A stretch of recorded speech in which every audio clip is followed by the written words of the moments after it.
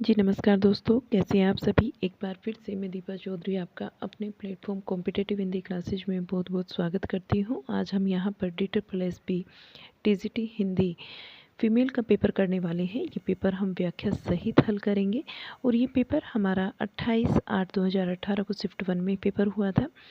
जो बच्चा अभी तक हमें टेलीग्राम पर ज्वाइन नहीं कर पाया है तो वो कर लीजिए। डिस्क्रिप्शन में मैंने लिंक दे दिया है, आप वहाँ से हमारे साथ जुड़ सकते हैं और टेलीग्राम पर आपको करंट अफेयर का PDF भी मिलता है जिसको आप निकलवा सकते हैं। तो चलिएगा करते हैं अपनी क्लास को शुरू और देखिएगा क्वेश्चन नंबर 1 को देखिए। चैनल को सब्सक्राइब कर लीजिए जिन्होंने अभी तक नहीं किया है ऐसी ही क्लासेस पाने के लिए। तो चलिए क्लास शुरू करते हैं। क्वेश्चन नंबर 1, गोदान कब प्रकाशित हुआ था।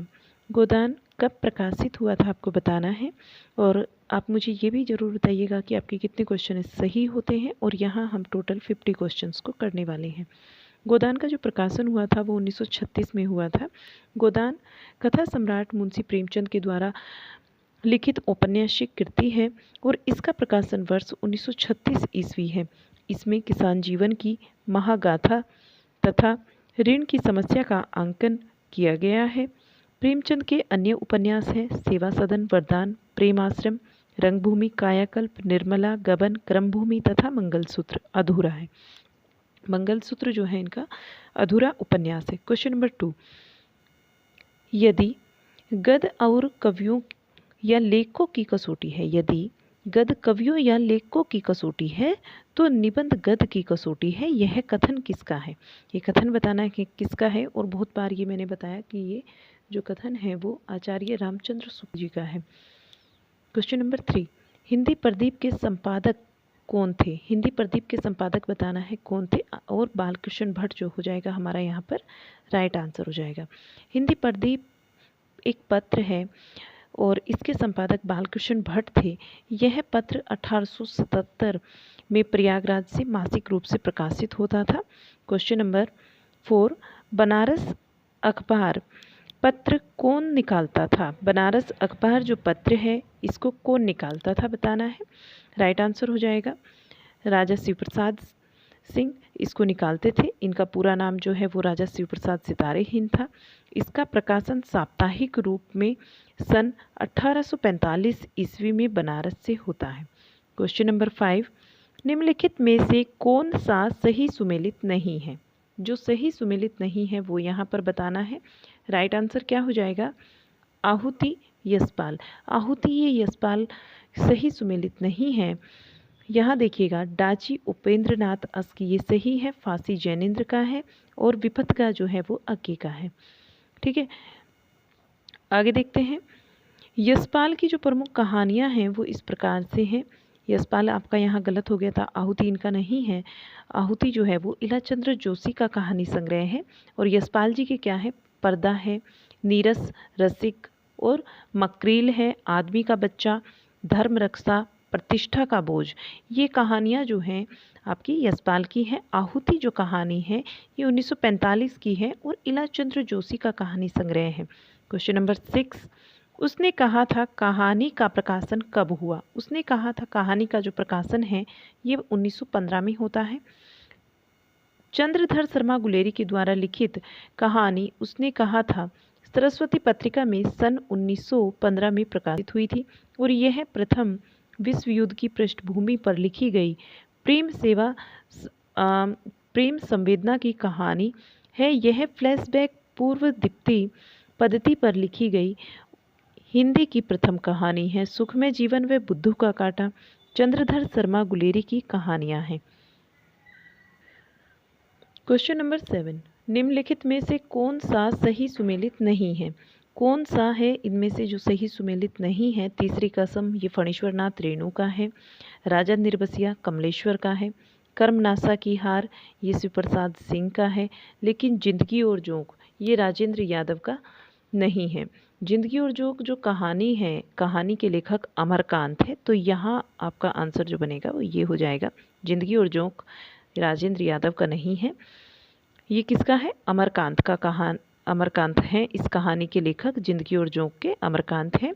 कहानी एवं कहानीकार की दृष्टि से शेष युग्म जो है आपके वे सही है। क्वेश्चन नंबर 8, श्यामा स्वपन उपन्यास के लेखक थे। श्यामा स्वपन उपन्यास बताना है किसका है, तो जगमोहन सिंह राइट आंसर हो जाएगा। श्यामा स्वपन जो है वो जगमोहन सिंह का है। और जगमोहन सिंह जो ये है आपका श्यामा स्वपन, ये जगमोहन सिंह का है और प्रेमचंद पूर्व उपदेश प्रधान सामाजिक उपन्यास की श्रेणी में आता है। इसके लेखक ठाकुर जगमोहन सिंह थे। इसका जो प्रकाशन वर्ष है वो 1888 ईस्वी है। क्वेश्चन नंबर 9, साहित्यालोचना किसकी कृति है। साहित्य जो लोचन है, साहित्य लोचन किसकी कृति है बताना है। बाबू श्याम सुंदर दास जी जो है यहाँ राइट आंसर होगा। बाबू श्याम सुंदर दास जी की कृति है साहित्य लोचन। एक आलोचनात्मक कृति है। हिंदी में अकेडमिक आलोचना, अध्यापकीय आलोचना का सूत्रपात बाबू श्याम सुंदर दास ने किया और इनकी अन्य आलोचनात्मक कृतियां हैं भाषा विज्ञान, हिंदी भाषा का विकास, हिंदी भाषा और साहित्य, रूपक रहस्य, भाषा रहस्य। क्वेश्चन नंबर 10, संयोगिता स्वयंवर नाटक के रचयिता, नाटक के जो रचयिता हैं, जो रचनाकार हैं बताना है। संयोगिता स्वयंवर किसका है, तो यहाँ हम बताएंगे कि जो संयोगिता स्वयंवर है वो श्रीनिवास दास जी का नाटक है। संयोगिता स्वयंवर नाटक के रचनाकार लाला श्रीनिवास दास हैं। यह भारतेंदु युग का एक प्रमुख ऐतिहासिक नाटक है। इसका प्रकाशन 1886 में हुआ है। क्वेश्चन नंबर 11, निम्नलिखित में से कौन सा सही सुमेलित नहीं है। कौन है जो इनमें से सही सुमेलित नहीं है, तो देखिए अलमा कबूतरी मैत्री पुष्पा ये ठीक है, जिंदगी नामा कृष्ण सोबती ये भी ठीक है, और बेघर ममता कालिया ये भी ठीक है। लेकिन यहाँ जो माई दिया है, माई, ये प्रभा खेतान का नहीं है। माई की इनका नहीं है। माई जो है वो गीतांजलि श्री का है। किसका है, गीतांजलि श्री का है माई। और इनके जो अन्य उपन्यास है, हमारा शहर उस बरस, हमारा शहर उस बरस इनका एक उपन्यास तो ये है, तिरोहित एक है और खाली जगह एक है। प्रभा खेतान के उपन्यासों की बात करें तो आओ पेपे घर चले, तालाबंदी, छिन मस्ता, अपने अपने चेहरे, पीली आंधी, ये जो उपन्यास हैं ये हैं प्रभा खेतान के। क्वेश्चन नंबर 12, भाग्यवती उपन्यास के लेखक कौन थे। भाग्यवती उपन्यास के लेखक बताना है। कौन थे भाग्यवती उपन्यास के लेखक, तो देखिएगा जो लाला से भाग्यवती जो उपन्यास है ये श्रद्धा राम फ्लोरी जी का है। राइट आंसर आपका यहाँ पर श्रद्धा राम फ्लोरी हो जाएगा, फ्लोरी जी का है। और एक उपन्यास है आपका इसी से मिलता जुलता, भाग्यवंती, ठीक है, तो आप वो भी मुझे ज़रूर बताएंगे किसका है। यहाँ पर देखिए इसकी व्याख्या को भी देख लेते हैं, कमेंट बॉक्स में बताना कि वो उपन्यास किसका है, ठीक है। भाग्यवती उपन्यास के लेखक श्रद्धा राम फ्लोरी हैं और यह हिंदी के प्राथमिक उपन्यासों में से एक है। डॉक्टर विजय शंकर मल ने हिंदी का पहला उपन्यास इसे माना है और इसका प्रकाशन सन 1877 ईस्वी है। यह प्रेमचंद पूर्व उपदेश प्रधान सामाजिक उपन्यास के वर्ग में आता है। क्वेश्चन नंबर 13, कौन सा उपन्यास जैनेन्द्र का नहीं है। तो 4 उपन्यास हैं आपके सामने, यहाँ पर आपको बताना है कि कौन सा जैनेन्द्र का नहीं है। वैसे ही आप समझ गए होंगे क्योंकि जैनेन्द्र के जो उपन्यास है वो अधिकतर लोगों को याद है। त्यागपत्र है उनका, कल्याणी है, सुनीता है, लेकिन जो जहाज का पंछी है ये उनका उपन्यास नहीं है। जहाज का पंछी इनका नहीं है, किसका है, ये इलाचंद्र जोशी का है। उपन्यास जो है जहाज का पंछी इलाचंद्र जोशी का है, जैनेन्द्र का नहीं है। यहाँ देख लीजिए यह उपन्यास इलाचंद्र जोशी का है, जैनेन्द्र का नहीं, जो एक मध्यम वर्गीय नवयुवक की परिस्थितियों एवं प्रताड़ित जीवन की कहानी को प्रस्तुत करता है। क्वेश्चन नंबर 14, निम्नलिखित में से कौन सा सही सुमेलित नहीं है। सही जो नहीं है वो बताना है, नहीं में आंसर देना है। आधा गांव राही मासूम रजा सही है। राग दरबारी फणीश्वर नाथ रेणु ये आपका गलत हो जाता है। राग दरबारी श्रीलाल शुक्ल का है और एक व्यंग्यात्मक उपन्यास है, ठीक है, ये फणीश्वर नाथ रेणु का नहीं है। तमस भीष्म साहनी भी ठीक है, दिव्या यशपाल का भी ठीक है। व्याख्या को देख लीजिए। फणीश्वर नाथ रेणु का राग दरबारी नहीं है, इन्होंने बता दिया यहाँ पर आपको। राग दरबारी श्रीलाल शुक्ल का एक व्यंग्यप्रक उपन्यास है जिस पर इन्हें 1969 ईस्वी का साहित्य अकादमी सम्मान प्राप्त हो चुका है। फणीश्वर नाथ रेणु के द्वारा लिखित उपन्यास है मैला आंचल, प्रति परिकथा, दीर्घतपा, जुलूस, कितने चौराहे, पलटू, बाबू रोड, राम रतन राय, अपूर्ण है इनका। ठीक है, जो राम रतन राय है ये फणीश्वर नाथ जी का अपूर्ण उपन्यास है। क्वेश्चन नंबर 15, भारतेंदु द्वारा अनुदित नाटक कौन सा है? तो भारतेंदु के द्वारा जो अनुदित नाटक है वो बताना है हमें यहाँ पर कौन सा है। यहाँ राइट आंसर बनता है सत्य हरिश्चंद्र, ये इनका अनुदित नाटक है। और इसकी व्याख्या, यह जो आपके क्षेमेश्वर थे, क्षेमेश्वर कृत बंगला नाटक चंड कौशिक का अनुवाद है।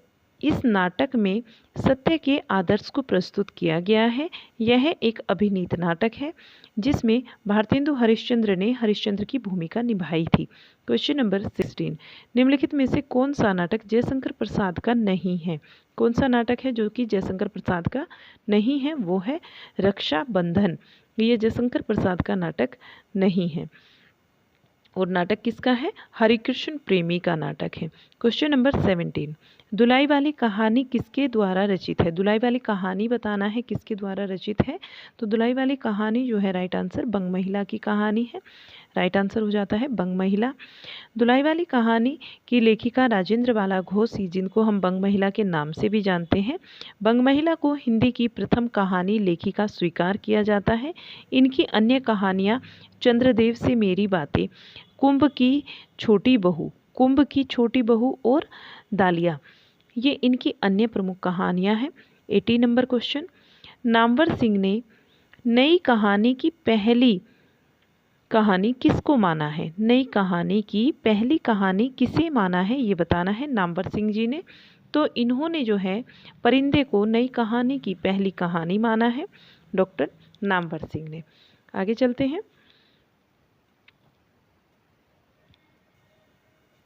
देखिए, नामवर सिंह ने निर्मल वर्मा कृत परिंदे कहानी को नई कहानी की पहली कहानी माना है। जो नई कहानियां हैं उनमें पहली कहानी मानते हैं ये परिंदे कहानी को। और नामवर सिंह लिखते हैं कि परिंदे की लतिका की समस्या स्वतंत्रता या मुक्ति की समस्या है।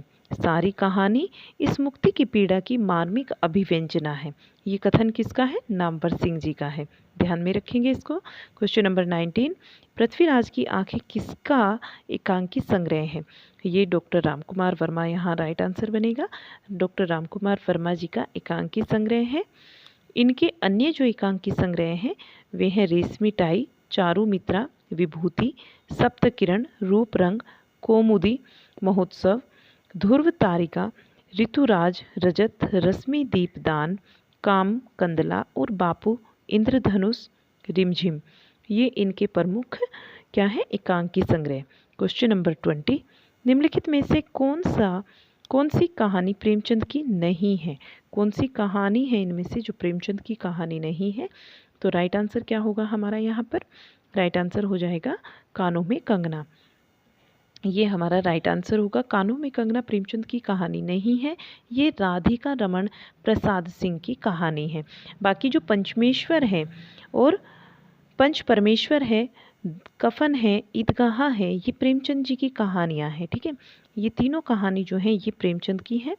बाकी आपका जो बचता है कानों में कंगना, इनकी नहीं है। व्याख्या को देख लीजिए। कानों में कंगना जो है ये प्रेमचंद की कहानी नहीं है, यह राधिका रमन प्रसाद सिंह की कहानी है। और पंच परमेश्वर, कफन, ईदगाह, ये कहानियाँ जो हैं प्रेमचंद जी की हैं। कफन प्रेमचंद की अंतिम कहानी है। क्वेश्चन नंबर 21, पृथ्वीराज रासो में कितने सर्ग हैं? तो बताना है। राइट आंसर यहाँ पर क्या हो जाएगा? पृथ्वीराज रासो के अंतर्गत जो है वो 69 सर्ग हैं। पृथ्वीराज रासो में राइट आंसर आपका 69 सर्ग हैं। आगे चलते हैं, इसकी व्याख्या को देख लीजिए। अगर बात करते हैं सर्गों की तो पृथ्वीराज रासो में 69 समय सर्ग हैं। इनको हम समय भी बोलते हैं, सर्ग बोलते हैं, अध्याय भी इनको कहा गया है। और ये जो पृथ्वीराज रासो है ये ग्रंथ आपका चंद्रप्रदाय जी का ग्रंथ है, आदिकालीन कवि हैं चंद्रप्रदाय जी। इनमें इन्होंने 68 इसमें छंदों का प्रयोग किया है। चंद्रप्रदाय को 26 छंद का विशेषज्ञ माना जाता है। क्वेश्चन नंबर 22, हड्डीवाणी नाम से किसकी रचनाओं का संग्रह है? हड्डीवाणी के नाम से किसकी रचनाओं का संग्रह है? तो राइट आंसर हो जाएगा दादू दयाल। दादू दयाल ने की रचनाओं का संग्रह है हड्डीवाणी के नाम से। और इनकी वाणियों का सर्वप्रथम संपादन इनके 2 शिष्यों संत दास और जगन्नाथ दास ने हड्डीवाणी शीर्षक से किया था। पुनः रज्जब ने अंगवधू शीर्षक से इसका संपादन किया है। क्वेश्चन नंबर 23, प्रेमचंद घर में जीवनी के रचनाकार कौन है? प्रेमचंद घर में जो जीवनी है इसके रचनाकार है शिवरानी देवी। देखिए, शिवरानी देवी घर में कौन चाहेगा कि घर में रहे, इंसान घर में रहे, वाइफ ही तो चाहती है। तो ये इनकी पत्नी थी और इन्होंने जो है इन पर जीवनी लिखी प्रेमचंद घर में। यहाँ देखिएगा, कथा सम्राट मुंशी प्रेमचंद जी की जीवनी प्रेमचंद घर में की रचनाकार उनकी धर्मपत्नी शिवरानी देवी हैं। इसका प्रकाशन सन 1944 ईस्वी में हुआ और प्रेमचंद की सर्वाधिक प्रसिद्ध जीवनी उनके पुत्र अमृत राय के द्वारा 1962 में कलम का सिपाही शीर्षक से लिखी है। यानी कि इनके बेटे ने जो इनकी जीवनी लिखी है अमृत राय ने, वो कलम का सिपाही थी। और प्रेमचंद घर में शिवरानी देवी जो कि इनकी धर्मपत्नी थी, उन्होंने इन पर जीवनी लिखी है प्रेमचंद घर में के नाम से। क्वेश्चन नंबर 24, अपनी धरती अपने लोग किसकी आत्मकथा है? अपनी धरती अपने लोग जो है ये आत्मकथा रामविलास शर्मा जी की है। अपनी धरती अपने लोग आत्मकथा जो हो रामविलास शर्मा की है, जो वर्ष 1969 में 1996 में प्रकाशित हुई और यह आत्मकथा 3 भागों में व्यक्त है। क्वेश्चन नंबर 25, कौन सूफी काव्य परंपरा के पहले कवि माने जाते हैं? कौन है जो कि सूफी काव्य परंपरा के पहले कवि माने जाते हैं? तो वे हैं मुल्ला दाऊद। ये सूफी काव्य परंपरा के पहले कवि माने जाते हैं। आगे चलते हैं, इसकी व्याख्या को देख लीजिए। दिए गए रचनाकारों में मुल्ला दाऊद को सूफी काव्य परंपरा का पहला कवि माना जाता है। डॉक्टर रामकुमार वर्मा ने इन्हें सूफी काव्य परंपरा का पहला कवि माना है। अगर पूछ लिया जाए कि किसने माना है, तो डॉक्टर रामकुमार वर्मा। वर्ष 1979 में रचित चंदायन इनकी प्रेमाख्यान रचना है और आचार्य रामचंद्र शुक्ल ने कुतुबन को सूफी या फिर प्रेम मार्गी शाखा का प्रथम कवि माना है। क्वेश्चन नंबर 26, आदिकाल के किस कवि ने पहेलियां तथा मुकरियां लिखी हैं? सभी जानते हैं किसने लिखी है। राइट आंसर हो जाएगा अमीर खुसरो। तो पहेलियां और मुकरियां जो लिखी हैं वो अमीर खुसरो ने लिखी हैं। अमीर खुसरो खड़ी बोली हिंदी के प्रथम प्रयोक्ता माने जाते हैं और इनकी पहेलियां तथा मुकरियों में उक्ति व चित्र्य की प्रधानता है। क्वेश्चन नंबर 27, रामानंद का संबंध किस संप्रदाय से था? हमें बताना है रामानंद जी का जो संबंध है वो किस संप्रदाय से था। राइट आंसर हो जाएगा श्री संप्रदाय। रामानंद का जो संबंध है वो श्री संप्रदाय से था और श्री संप्रदाय के प्रवर्तक रामानुजाचार्य थे। इस संप्रदाय में राम को आराध्य माना जाता था तथा ब्रह्म संप्रदाय, रुद्र संप्रदाय, सनकादिक संप्रदाय में कृष्ण को आराध्य स्वीकार किया जाता है। श्री संप्रदाय में विष्णु और लक्ष्मी की उपासना मान्य है। क्वेश्चन नंबर 28, बिसलदेव रासो के रचयिता कौन है? बिसलदेव रासो के रचयिता बताना है कौन है। राइट आंसर क्या बनता है यहाँ पर? नरपति नाल। राइट आंसर बनता है नरपति नाल। ये बिसलदेव रासो के रचनाकार हैं और इस श्रृंगार रस प्रधान रचना से ही हिंदी में सर्वप्रथम 12 मासा का वर्णन स्वीकार किया जाता है। आचार्य रामचंद्र शुक्ल ने वीर काव्य परंपरा का प्रथम काव्य संग्रह बिसलदेव रासो को स्वीकार किया है। क्वेश्चन नंबर 29, साहित्य जनसमूह के हृदय का विकास है। ये एक कथन है कि साहित्य जनसमूह के हृदय का विकास है। निबंध किसका है? आपको बताना है निबंध किसका है। तो राइट आंसर क्या बनेगा हमारा? राइट आंसर हो जाएगा बालकृष्ण भट्ट। ये जो कथन कहा गया है साहित्य जनसमूह के हृदय का विकास है, ये कथन कहा गया है बालकृष्ण भट्ट जी के द्वारा। ठीक है, ये निबंध है किसका है? ये एक निबंधी है ठीक है। साहित्य जन समूह के हृदय का विकास है। निबंध किसका है? ये निबंध है। इतना बड़ा नाम ये जो है निबंध का ही है। कथन के जैसा लगता है आपको देखने में, तो ये बालकृष्ण भट्ट राइट आंसर हो जाएगा। यह निबंध बालकृष्ण भट्ट का है और इन्हें आचार्य रामचंद्र शुक्ल ने हिंदी का स्टील कहा है। हिंदी का स्टील कहा है, ध्यान रखेंगे। आचार्य रामचंद्र शुक्ल जी ने बालकृष्ण भट्ट को हिंदी का स्टील कहा है। ऐसी मान्यता है कि हिंदी में मनोविकार संबंधी निबंधों का सूत्रपात बालकृष्ण भट्ट ने ही किया है। क्वेश्चन नंबर 30, निम्नलिखित में से कौन सा सही सुमेलित नहीं है? कौन है जो सही सुमेलित नहीं है इनमें से? हिंदी साहित्य 20वीं शताब्दी, ये नंदुलारे वाजपेयी जी का है। मिट्टी की और रामधारी सिंह दिनकर का है और श्रृंखला की कड़ियाँ महादेवी वर्मा का ही है। लेकिन अशोक के फूल ही विद्यानिवास मिश्र का नहीं है। अशोक के फूल किसका है? विद्यानिवास मिश्र का नहीं है ये, ठीक है। हजारी प्रसाद द्विवेदी जी का है। तो आपका आंसर जो बनेगा वो अशोक के फूल हो जाएगा। देखिए, अशोक के फूल जो है वो हजारी प्रसाद द्विवेदी जी के द्वारा लिखित एक ललित निबंध है। क्वेश्चन नंबर 31, अतीत के चलचित्र किसकी कृति है? राइट आंसर हो जाएगा महादेवी वर्मा। अतीत के चलचित्र जो है ये महादेवी वर्मा की कृति है और 1941 में प्रकाशित महादेवी वर्मा कृत एक रेखा चित्र है। महादेवी वर्मा छायावाद के 4 स्तंभों में से एक प्रमुख स्तंभ है। इनके द्वारा रचित अन्य रेखा चित्र जो है वो स्मृति की रेखाएं हैं। मेरा परिवार है, ये इनके द्वारा लिखे गए रेखा चित्र हैं। आगे चलते हैं अगले क्वेश्चन पर। क्वेश्चन नंबर 32, जायसी की रचना नहीं है। क्वेश्चन नंबर 32 में देखिए, जायसी की रचना नहीं है, बताना है इनमें से कौन सी है जो जायसी की रचना नहीं है। तो आप पढ़ते ही समझ गए होंगे। जो मधुमालती है ये जायसी की रचना नहीं है। बाकी अखरावट, आखिरी कलाम और पद्मावत ये जायसी की रचना है, ठीक है। इसमें और भी इन्होंने रचनाएं लिखी थी, जैसे कहरनामा हुआ, आपकी कहानावत हुई, तो ये रचनाएं भी इनकी थी। आगे देखते हैं, मधुमालती ये जायसी की रचना नहीं है। प्रेमाख्यान कवि मंजन की रचना है। मधुमालती मंजन की है। और मलिक मोहम्मद जायसी ये प्रेमाश्रय काव्यधारा के प्रतिनिधि कवि माने जाते हैं। इनके द्वारा रचित प्रमुख ग्रंथ इस प्रकार से हैं: पद्मावत, अखरावट, आखिरी कलाम, चित्ररेखा, कहरनामा, मसलनामा और कहानावत इनके प्रमुख ग्रंथ हैं। क्वेश्चन नंबर 33, एक बूंद सहसा उछली किस विधा की रचना है? एक बूंद जो सहसा उछली ये एक क्या है? यात्रा वृतांत है। एक बूंद सहसा उछली अज्ञे जी कृत एक यात्रा वृतांत है। अज्ञे का अरे ययावार याद रहेगा 1953 का, तथा एक बूंद सहसा उछली ये 1960 का देश यात्रा और विदेश यात्रा से संबंधित यात्रा वृतांत है। यानी कि देश यात्रा, स्वदेश यात्रा से संबंधित कौन सा है इनमें से? जो हमारा अरे या वार याद रहेगा। और एक बूंद सहसा उछली ये विदेश यात्रा से संबंधित यात्रा वृतांत है। क्वेश्चन नंबर 34, माटी की मूर्तों के रचनाकार कौन है? माटी की जो मूर्तें हैं इसके रचनाकार बताना है। राइट आंसर रामवृक्ष बेनीपुरी जी हो जाता है। बेनीपुरी ने जो माटी की मूर्तें रचना की थी, इसको प्रकाशित किया गया था 1946 में, ठीक है। और इसको प्रकाशित किया था रामवृक्ष बेनीपुरी जी ने। ये एक रेखा चित्र विधा की रचना है। इनके जो अन्य रेखा चित्र हैं वो है गेहूं और गुलाब, लाल तारा, मील का पत्थर। प्रकाश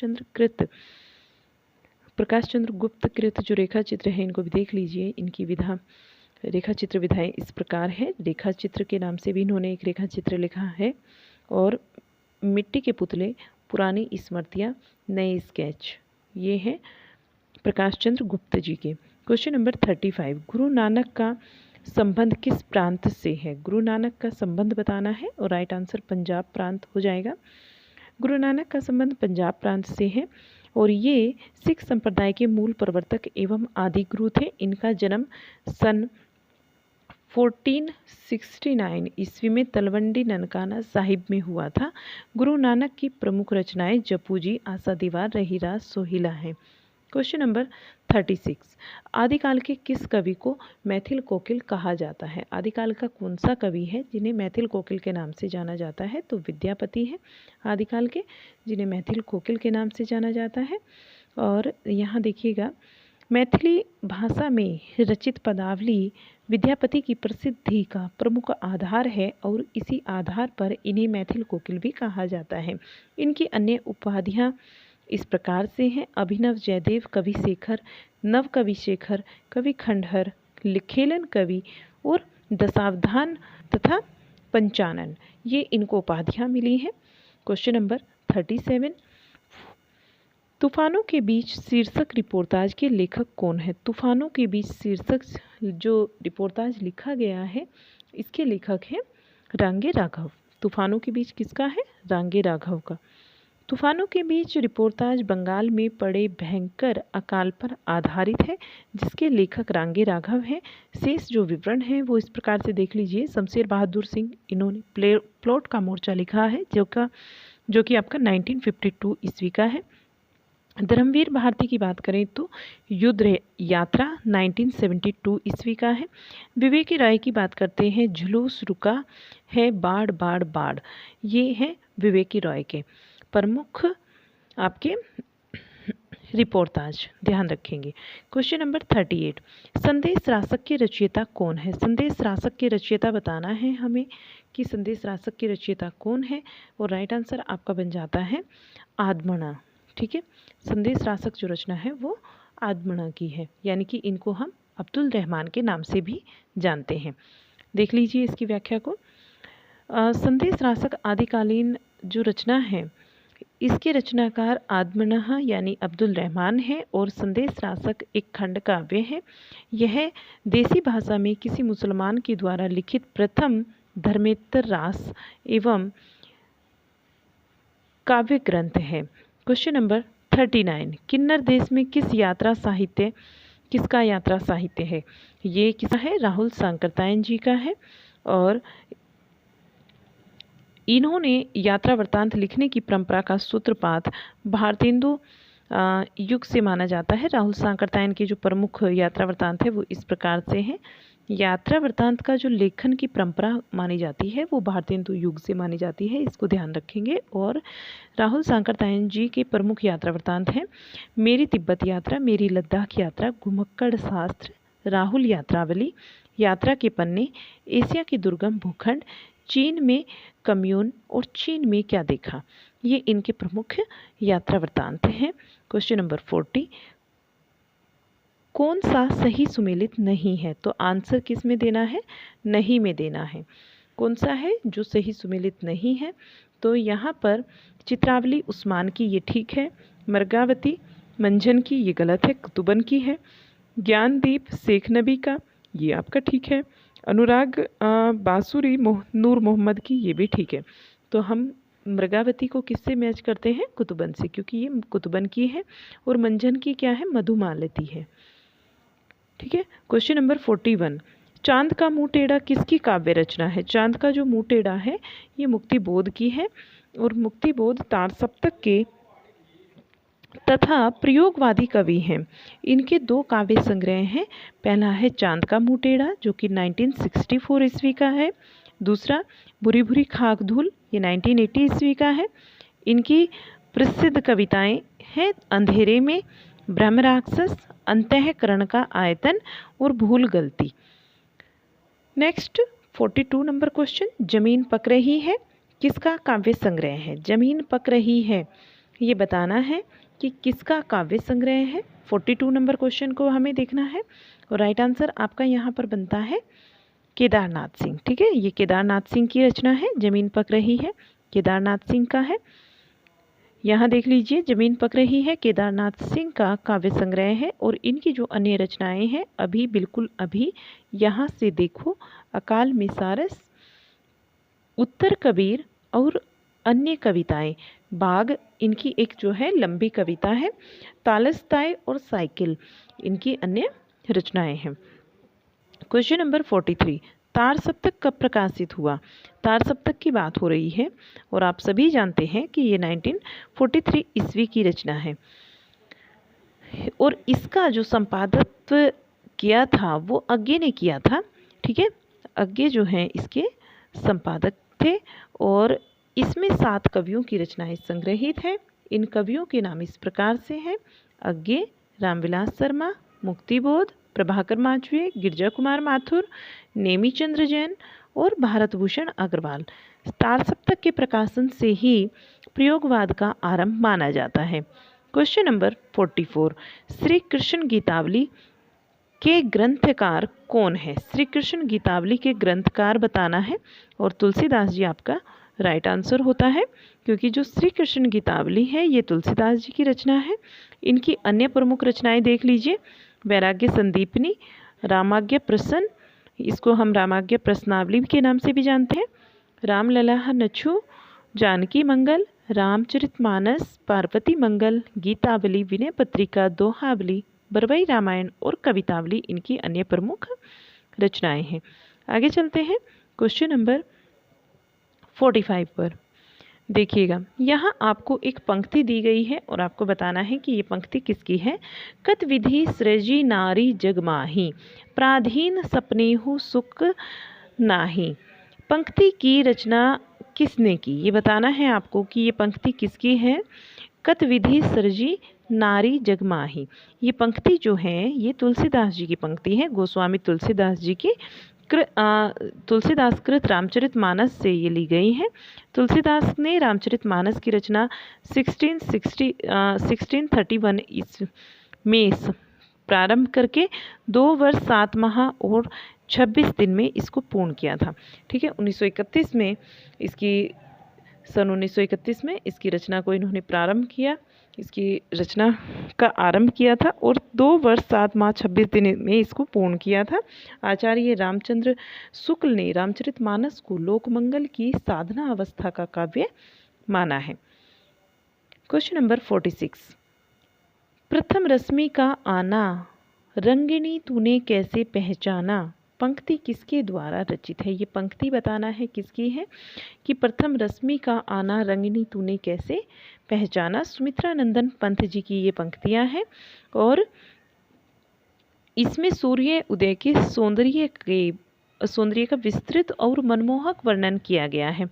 47 नंबर क्वेश्चन, तंत्रीनाद कवितरस सरस रतिरंग पंक्ति के रचयिता कौन है। इस पंक्ति के रचयिता बताना है। तंत्रीनाद सरस राग रतिरंग, ये बिहारी की पंक्ति है। राइट आंसर होगा यहाँ पर बिहारी। भूषण की पंक्ति को भी देख लीजिए।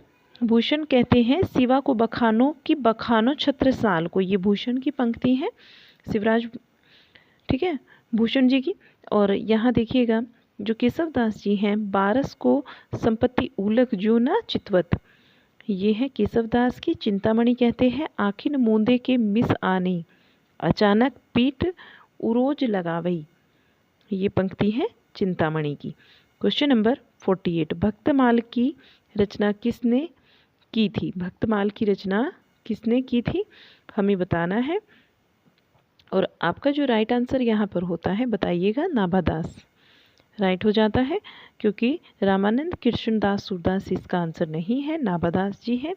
भक्तमाल की रचना नाभादास ने की थी और इसकी रचना वर्ष 1585 ईस्वी के आसपास ब्रजभाषा में की गई है।